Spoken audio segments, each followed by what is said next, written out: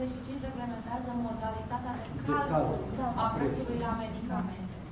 Ori, prețul la medicamente se aprobă conform legii 95 prin Ordinea Ministrului Sănătății, iar la acest moment avem în vigoare Ordinul 245, care a fost prorogat termenul prevăzut în articolul 2 prin Ordinul 384 până la sfârșitul lunii iunie, cel mai târziu.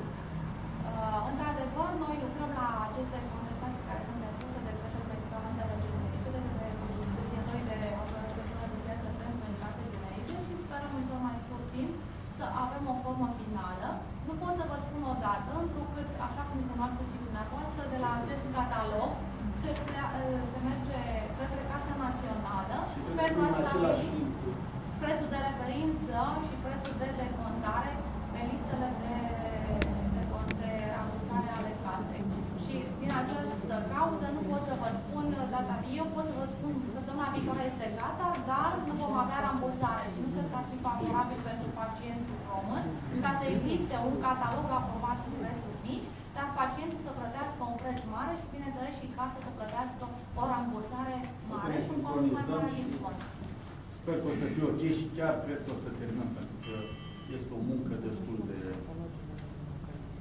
Dar prin reglementarea de astăzi, pe care o să vedeți că am venit în sprijinul producătorilor prin menținerea a două cataloage, catalogul național public, care va fi de referință, și catalogul de rambursare pentru lista de și în moment ce producător țări se face la România. Da? România este țara de referință. În momentul în care asta a fost cerința expresă a asociațiilor producătorilor de medicamente generice sau ale importatorilor și inovativelor, pentru că au spus în felul următor.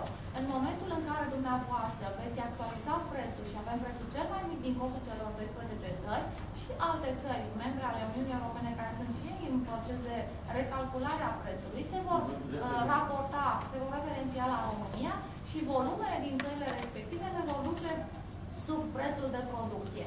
Dacă în România acceptăm pe o perioadă limitată de timp, pentru că așa cum au fost declarațiile conducerii Ministerului, așa cum a spus și domnul ministru, urmează o nouă modalitate de stabilire a prețului la medicamente într-o etapă ulterioară, după ce o să avem consultări cu toți actorii din piață, respectiv producători, distribuitori, Colegiul Farmaciștilor, atunci vom avea o altă modalitate de calcul a prețului la medicamente. Deci e vorba de Catalogul Național Public, care va fi pe site-ul Ministerului, așa cum a fost și până acum, și care va rămâne în continuare. Și Canamedul nu-l faceți public? Iar Canamedul va fi publicat în monitorul oficial, dar va fi doar în relație pentru unitățile care sunt în relație contractuală cu casa.